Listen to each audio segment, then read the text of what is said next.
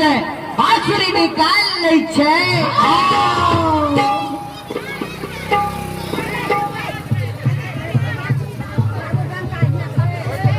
आइए आप हैं राधे शहनी रशिया, जिन्होंने भगवान के दरबार में 21 रुपए के दान दिए हैं 4 भाग के साथ। जय हो महान वाणी की जय हो, आपके पूरे समस्त परिवार की जय हो। डांस कला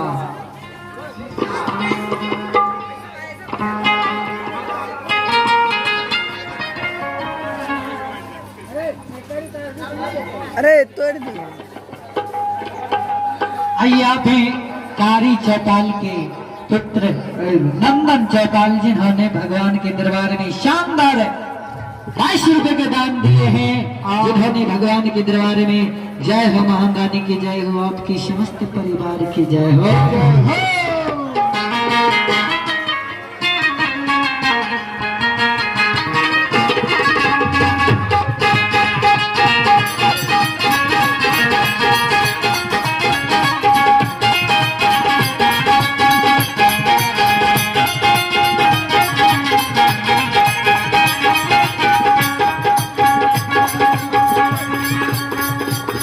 यह जानी लटोरिया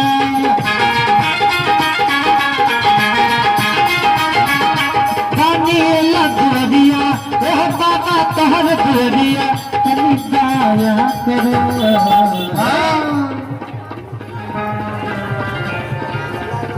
सेवक के मन पूरा करो, सेवक के मन पूरा करो, सेवक के मन पूरा करो, पूरा करो।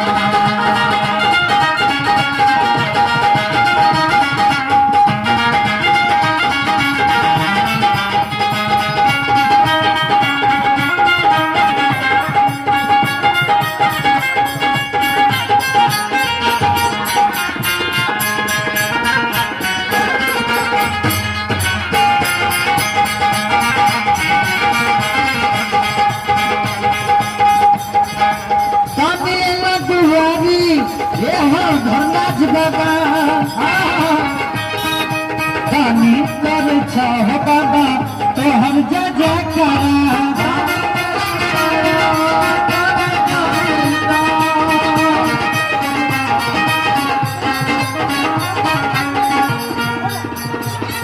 तेरा बिना नहीं जियल जाइए। शक्ति अपन दिखावा, यह शक्ति अपन दिखावा, दुनिया में दुखी दादा हे बाबा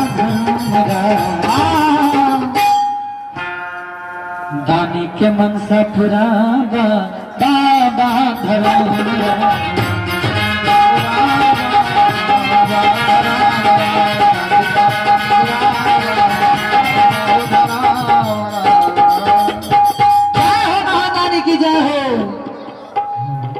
से बांसुरी निकाल ले छे। आ सरकार है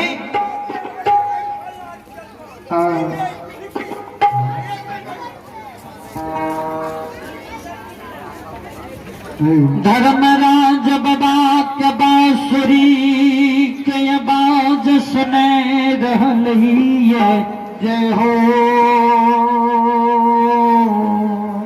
धर्मराज बाबा बांसुरी के आवाज के सुन रही है।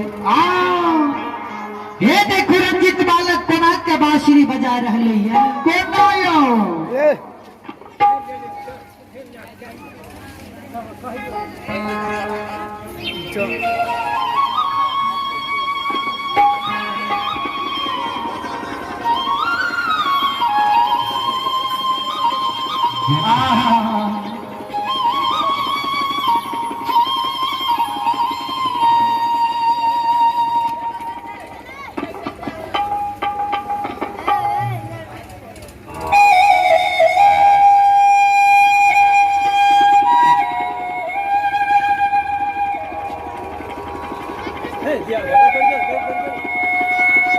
रामदास शहनी की माता जी की ओर से भगवान के दरबार में 10 रुपये दान दिए हैं।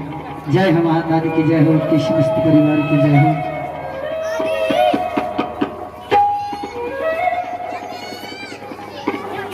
श्रद्धालु सज्जन वृंद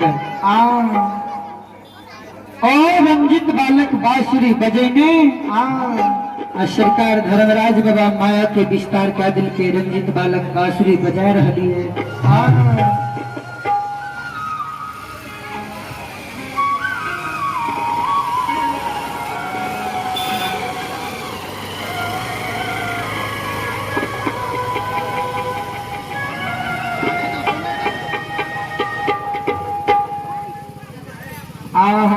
सरकार रंजित बालक बांसुरी बजैने धर्मराज बाबा माया के विस्तार क्या दिल के रंजित बालक बसिया बजैने सुगन बजार के जा रहलैया आहो बसिया आ बजा बैदुलारुआ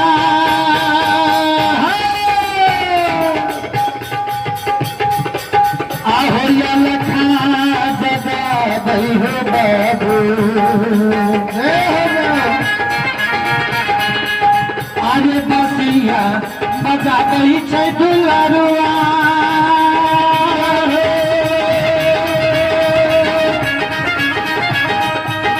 आहो या लखा बजाई बे हसारई